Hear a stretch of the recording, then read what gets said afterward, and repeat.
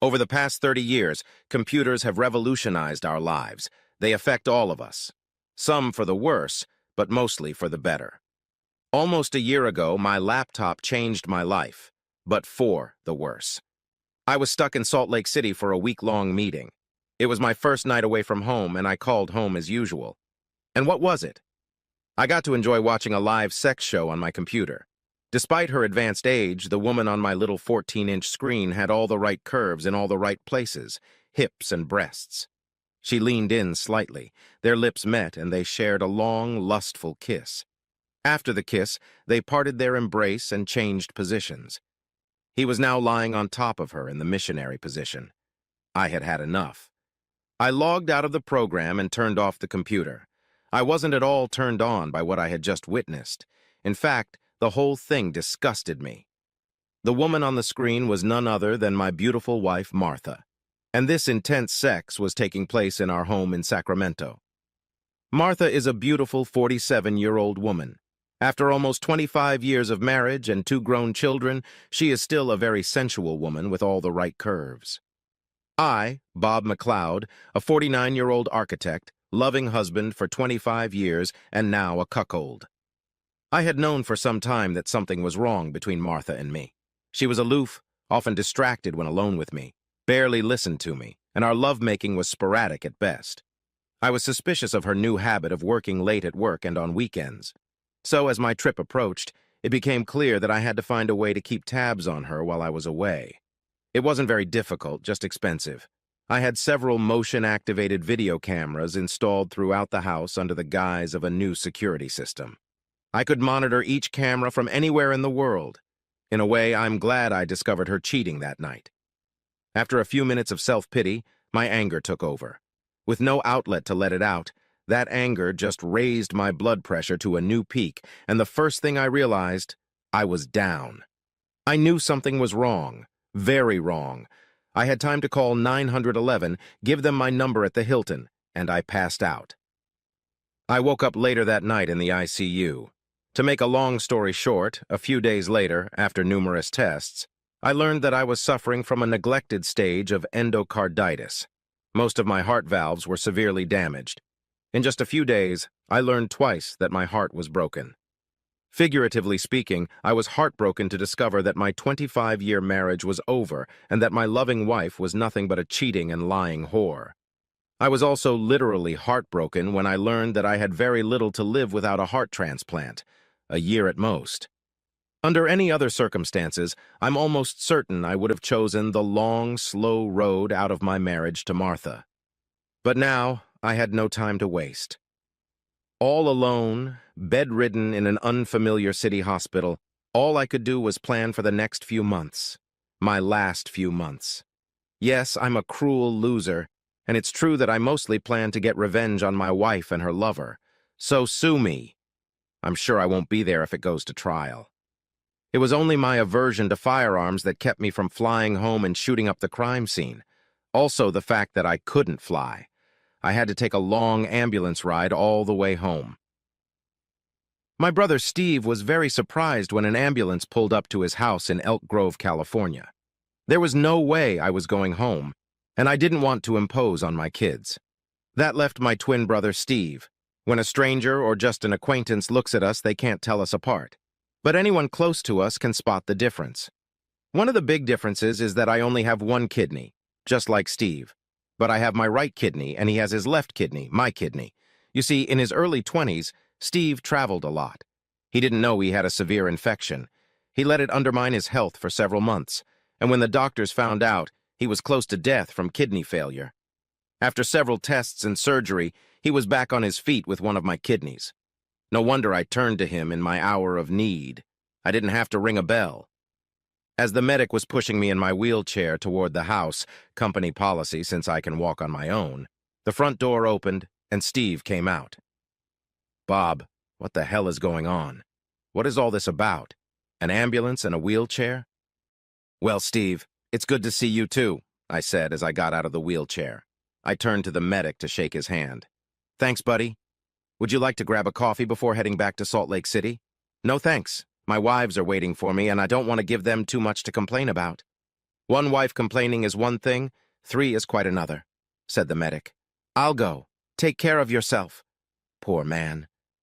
I looked at him as he walked slowly to the ambulance, as if he had the weight of the world on his shoulders. I walked past Steve and into the house, my little brother following on my heels, just as he had 49 years ago when he followed me about an hour later, turning my mom's ordeal into a nightmare. Now I can see why my mom loved me the most. I walked over to the fridge, grabbed 2 beers, and sat down at the table, offering one to Steve. He waited a bit before asking again what was wrong with me. Well, I'm fucked up. I guess there's no better way to say it. For one thing, my heart is like Swiss cheese, and it doesn't have many miles left in it. I have less than a year to live, the doctor said. Upon hearing this statement, my brother jumped up from his chair, stunned, with a look of pain on his face. Oh, Bob, that's terrible. Can't they do what they did to me? The transplant? Well, I was put on the recipient list, but the doctor said I didn't have much of a chance. Remember, we have rare blood? Add to that my age and the fact that I'm only working on 1 kidney and I'm not very high on the priority list. That sucks, my brother said, leaning back in his chair. How is Martha reacting to the news? I didn't answer right away. I just looked at him, and that gave him time to connect the dots. He looked at me when he realized that Martha probably didn't know. Oh my God, she doesn't know, does she? You came here straight from Salt Lake, my brother concluded. What's going on, Bob? Why didn't you go home? Steve, I found out I have a heart condition after I had a heart attack in Salt Lake City, I told him. And I had a heart attack after I found out Martha was cheating on me. It almost killed me. Okay. How did you find out she was cheating on you? Steve asked. It doesn't matter how, I answered him. I only have a few months to live, and I don't want to be hurt anymore. That bitch has made an attempt on my life. I won't even divorce her. What are you going to do? Steve asked. First, I'm going to get my hands on as much cash as I can. I'm really going to enjoy these next few months. Second, I'm going to change my will and life insurance. There's no way that bitch is getting anything from my death. All to the kids. A thought just occurred to me. Were they my children? How long had she been cheating on me? What? Steve asked, noticing my silence. How fucked up is that? I don't even know if they're my kids. I'm gonna have to do some DNA tests. Wait, don't go there, bro, Steve said soothingly. If you only have a few months to live, you don't need to be heartbroken. Don't wake a sleeping dog. You're right. Anyway, I'm completely exhausted. I need to lie down, but not a word to Marta while I'm sleeping. I only have a few months to live, and I need my brother, I said. Steve came over and put his arm around me, taking things personally. The next morning, Steve took the next morning off. Then he became my chauffeur for the day. The first stop was the bank. I removed what I could from our savings and cashed out everything we had stored in our safe deposit box. The total amount came to about $150,000. Second, I went to my employer, gave him all the necessary paperwork from my doctor, and quit on the spot for medical reasons. I could swear I saw a tear appear in my cool boss's eyes. Within an hour, I had a check for all my accrued vacation, my unpaid salary, and my 401k. By lunch, I had over $500,000 in cash and checks, and the checks would be cashed as soon as I could. Right after lunch, I had an appointment with an attorney. Steve pounced on me to tell him exactly what I planned to do. I asked him to trust me with everything and promised that he would know everything by the end of the day. When we arrived, my lawyer had everything ready to go. I signed some papers, leaving my kids whatever I still had that I couldn't cash in, and Steve signed on as a witness. It was the country cottage I had inherited from my parents, my car, my boat, and a few other toys. I then signed a power of attorney for Martha, leaving her the rights to all the money she could get from the sale of the family home. We already had about $250,000 in equity, and that was to be her share of our estate. I gave the attorney a letter to give to Martha when he met with her the next day. Dear wife, you sneakily stabbed me in the back. I never would have believed the day would come when I would call you a fucking cheater. That's the only name I can use since I found out that you betrayed me, that you stabbed me in the back, that you cheated on me. I loved you, and I really thought you loved me. Now I know the truth. You'll get a power of attorney authorizing you to sell the house. I've withdrawn everything else from our bank accounts. The house is your share of our life together. I'm not a thief, and everything is divided equally. I won't even divorce you. I'll just be happy that I'll never see you again.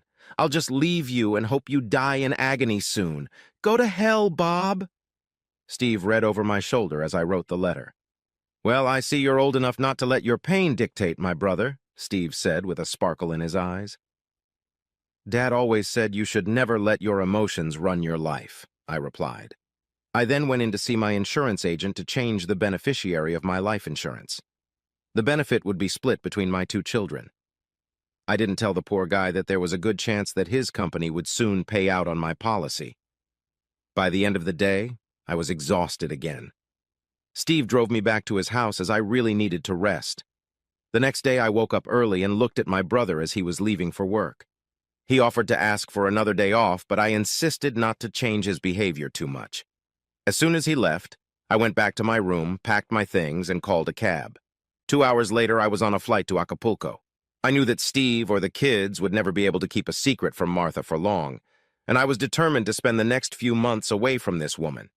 I needed to enjoy life as much as possible, and being separated from my wife was a very good start. I rented a villa and hired a maid cook to help me. She was very helpful, and she was nice to boot. I also contacted a world-renowned Mexican cardiologist. 2 weeks later, I called my children and my brother to update them on my whereabouts. As for my brother, this was in addition to the note I left him explaining that I had to leave the country but would call him soon. "Damn it, Bob. Why did you run away like that?" my brother asked. "And guess who your wife went to for comfort? Shit."